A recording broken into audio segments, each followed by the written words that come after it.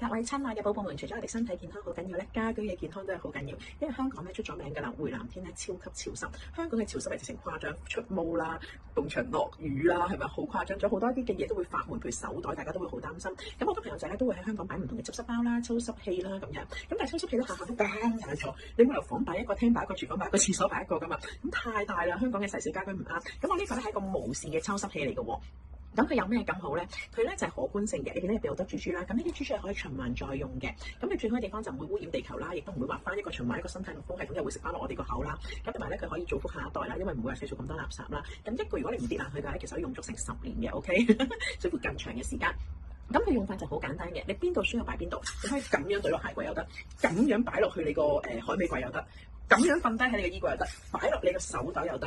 啊！嗰日風濕喎，就嚟翻風落雨，擺喺床邊又得，擺喺個茶几又得。總之你擺喺邊度，佢就吸邊度。一個迷你嘅攜帶型嘅一個除濕機，但係你又唔需要插住電喎。咁如果佢真係咧變咗濕豬豬嘅時候咧，佢綠色啦就變咗濕豬豬。咁你只需要咧插住呢個電，插住佢。咁佢咧就會回復翻咧，變翻做橙色嘅乾珠珠，又可以重新再用，係超級方便嘅。咁你哋屋企都可以買定幾個啦，可能阿女放一個啦，阿仔放一個啦，老人家放一個啦，自己放一個啦。咁真係有需要擺邊嘅時候就去擺邊度。我自己就幾中意呢個，因為個樣咧係好煙嘅，係啦，因為佢哋買個咧傻啲嘅樣嘅。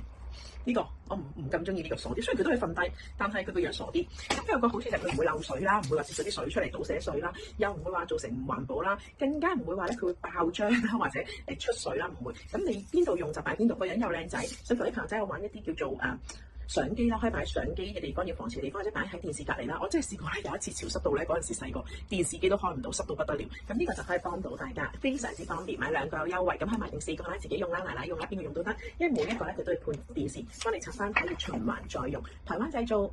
CE 認證，安全信心可靠。咁每一個咧原本有1年嘅保養期，咁如果你上網登記就會再送多半年咯。